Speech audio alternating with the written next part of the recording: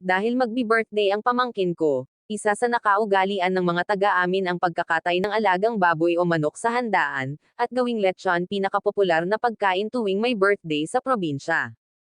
Ano nga ba ang lechon? Kapag narinig mo ang salitang lechon, may isip mo kaagad na, wow, ang sarap na malutong na balat. Isa sa pinakapaboritong ulam ng mga Pilipino sa Pilipinas ang lechon. Ito ang klase ng ulam na imposibleng mawala sa panahon ng mga mahahalagang okasyon sa buhay ng mga Pinoy tulad ng kaarawan, kasalan, binyag, reunion, lalong-lalo na sa pagdiriwang ng mga piyesta. Hango ang lechon mula sa mga Kastila. Ito ay buong baboy na inihaw. Kadalasan nito ay yung batang baboy pa lamang kung saan nilalagyan ito ng mansanas sa bibig, nakatuhog sa kawayan habang nakadirang sa nagbabagang mga uling. Ngunit nagkaroon ito ng sariling bersyon sa Pilipinas at paborito sa lahat ng okasyon.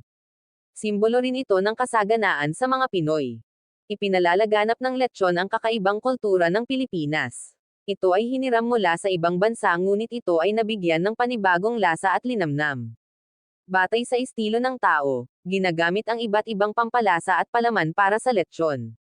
Kaya, maraming iba't ibang lasa ng lechon na matitikman sa iba't ibang bahagi ng bansa. Lechon ang pambansang pagkain na madalas nakahain sa mesa tuwing may handaan. Paano inihahanda? Tinatanggal ang laman loob ng isang buong batang baboy o beef, bago nilalagyan ng pampalaman gaya ng mga dahon ng halaman tulad ng tanglad o mga gulay. Ang iba naman ay nilalagyan ng kanin at manok, depende sa estilo ng magluluto at kung saan iluluto.